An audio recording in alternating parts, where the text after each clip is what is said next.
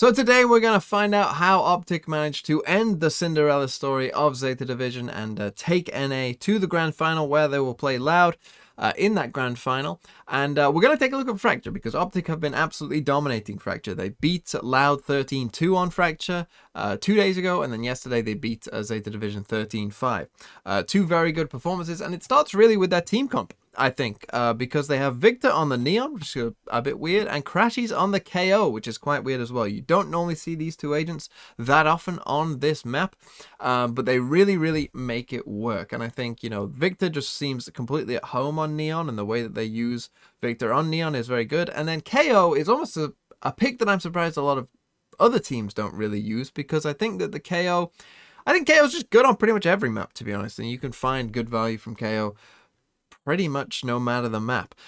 So let's take a look here at OpTic versus Zeta and see how it goes. And really, this round is an interesting round to start, round number 7, because it's a weird round. Because what's going to happen is OpTic have a double op setup, which, you know, is weird straight away. But what they're going to try and do is they're trying to get aggressive here towards this side of the map. And so they're going to try and get Victor down here very early. They're going to smoke this off. They're going to put a KO knife in here. And yeah, they're going to try and get Victor with an operator in this kind of underpass part as well. Now, I'm not sure if the goal is to get Marv there as well. So he puts down a stim beacon. You can see we got the smoke, we got the knife, and they do manage to get Victor down there. The problem is Marv gets flashed off, as you can see, so he can't really join in if that was his goal. And so Victor actually dies straight away. I do think that maybe this smoke was, you know, a little ambitious, maybe, with how deep it is. You can see it's all the way back up here, and you can tell that straight away Zeta Division just walked past it very early, kind of disrespected it very early. So maybe the smoke was a little too deep, and that cost them. But what's going to happen is Marv is going to manage to trade out. And I should mention that this really is a Marv round, okay? But the weirdness doesn't stop here, because what's about to happen is they're not going to give this up. They're going to reaggress. So this Viper Orb from the side of Zeta is up. So I think what happens at this point is that OpTic are expecting that Zeta will be in this area here. That's what they're expecting, and they're ready to reaggress with FNS on the breach with his ult. As you can see, there it goes. But as we can see by the map, Zeta are actually quite far back. They aren't nearly as close as that, so the ult doesn't really get that much value. And then as we begin to run this forward a bit quicker now, because this is quite a slow round, what's going to happen is Zeta are just going to pause like they often do. But what's really important here is you can see we've got 3 players here. They have this really pushed up chamber trap on the side of OpTic, and that's going to make a big deal. We get a KO knife that sees 2 players again, and eventually what's going to happen is Zeta are going to decide to go back to this A site. But as you can see, they have a big warning sign very deep in that's going to tell them that that is the case. But we also have Sugar Zero in this very tricky position here, and so what happens is Sugar Zero is going to be able to find this kill sneaking up behind in a very weird spot. And now there's kind of a big problem, because what did these 2 players do? They need to make it back to the A site,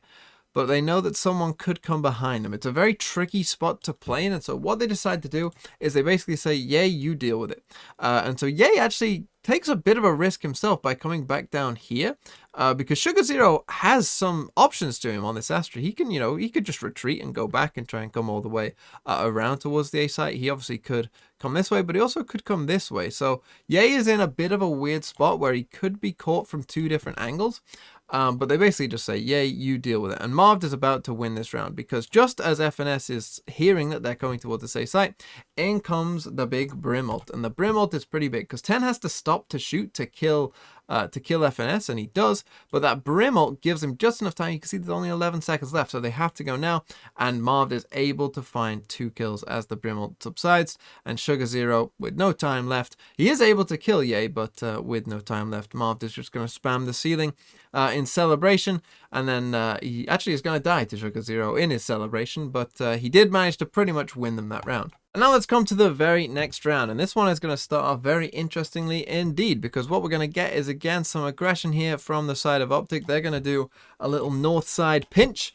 That's obviously, as we can see, not going to find anyone at all, and that is exactly what happens. And so they go for this pinch. As you can see, the 3 of the players run up, but they don't really find anything, and Zeta are just actually exploring in A main instead. So what eventually is going to happen here, as we come back to the normal mode, is well, Ye's going to play in this angle, and this is absolutely disgusting. Obviously, they've seen at this point that no one is on the north side of the map, and so Ye is able to use basically like a 1 pixel angle to get that kill. And as we come forward to the map and Zeta's reaction to this, what they're going to do is, because they have such little map control, they're going to come through the door side here and try and make this a bit of a split. But I just want you to look at the positions of the OpTic players. You've already got 4 players here on A, and this crossfire that they set up is absolutely nasty. So they have Victor watching in case anyone did come back towards the B side.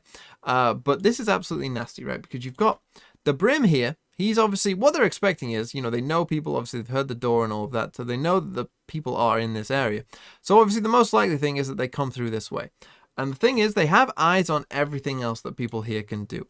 And they do something that really not a lot of teams do, I think, which is they're pretty happy to kind of give up this area and play from there. And they seem very happy with doing that because they did it multiple times. And they put this smoke down here in, you know, quite a passive angle. But I just want you to think about it. That they have eyes in case, you know, in case they came up here, they have eyes on that. In case they, you know, went back and came around and tried to do a dish play, they have eyes on that. You know, they have eyes on if they go back to B. Really, there's only one possibility, which is they go back and go to the other side of the map and come back, which, you know, it's a pretty rare thing to actually ever do. And the most likely thing is that they come through here. But as soon as they do choose to come through here, obviously they have to deal with the Brim. But then the KO is very ready and easy to swing this way.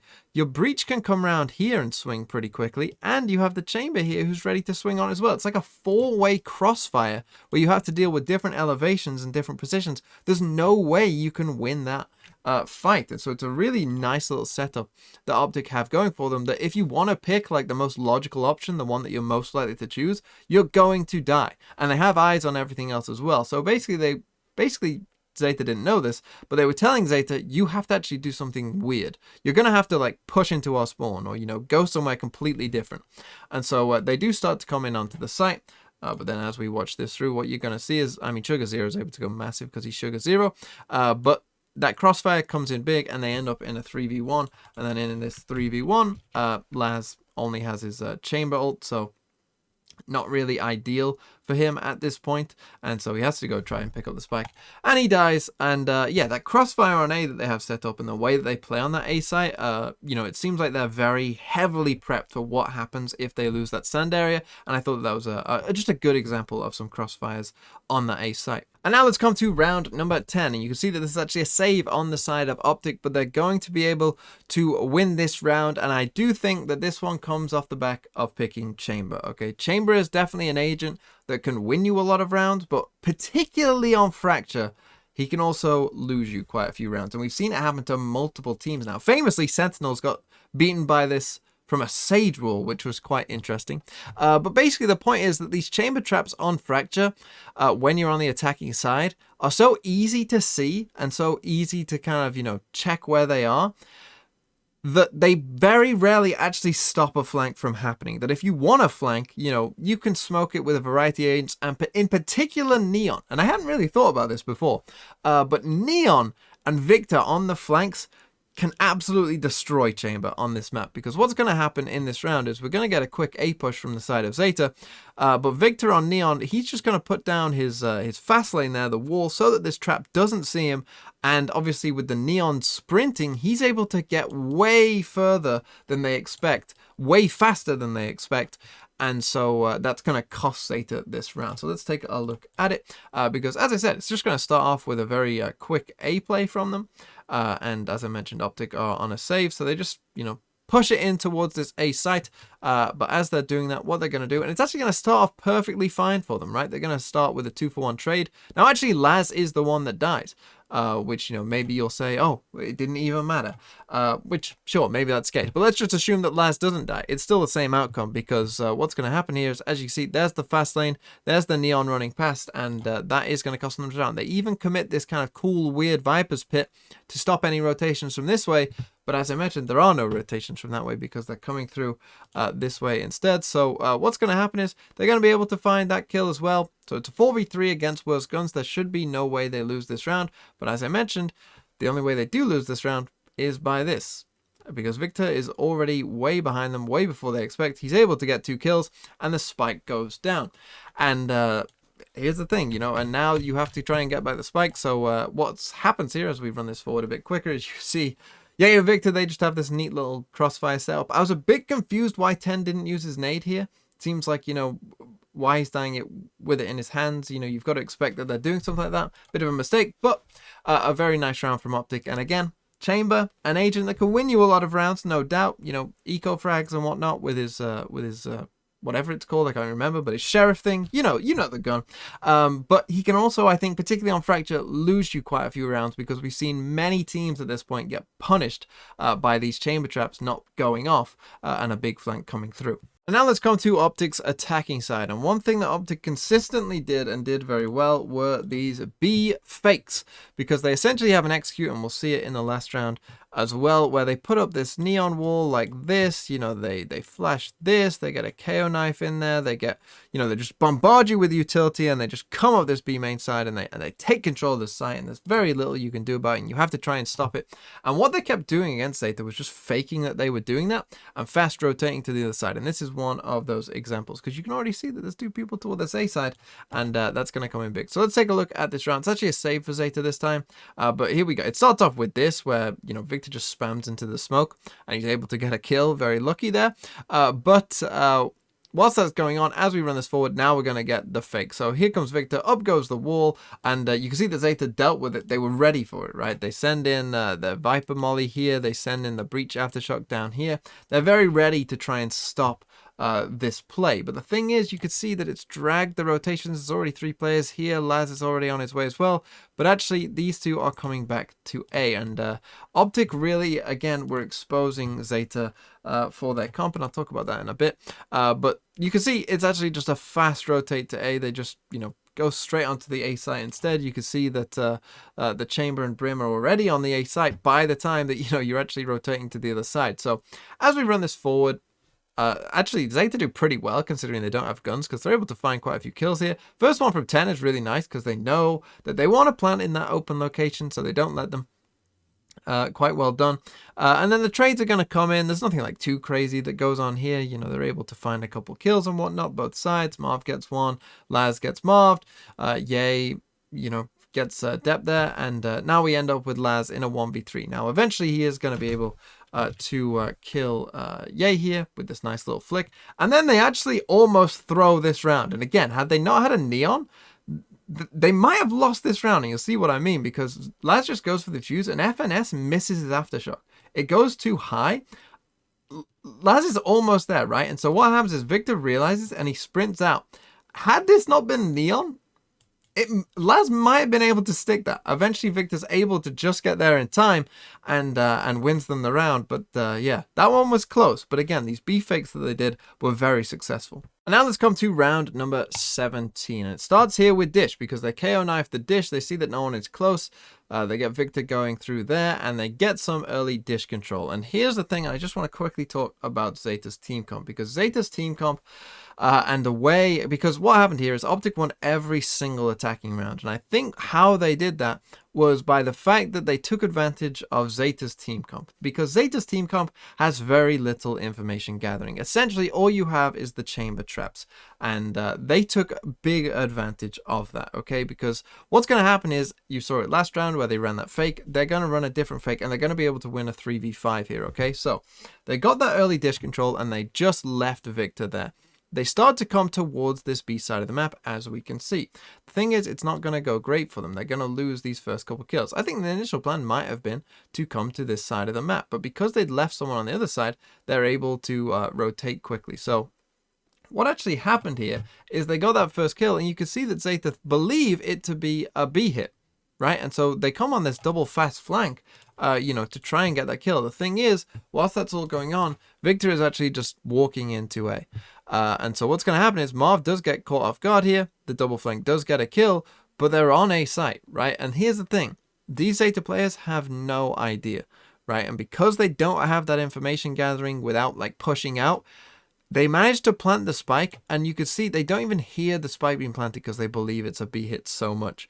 So the spike gets planted, and now they're able to win this this 3v5, because Crashies has been just sitting here all this time, so he's able to get a free kill on Sugar Zero, and now it's a big problem because you don't know where these players are. And we're about to see the bottom side of the map here. These two players, you know, they don't know where any of these players could be. You know, they know the spike's planted on A, and that's it. So they have no control, and what happens is Victor's able to get one, and then he, you know, 10 ults there, so he turns around to try and kill him, but whilst that's going on, he's turned around, FNS is able to get that kill as he's running away.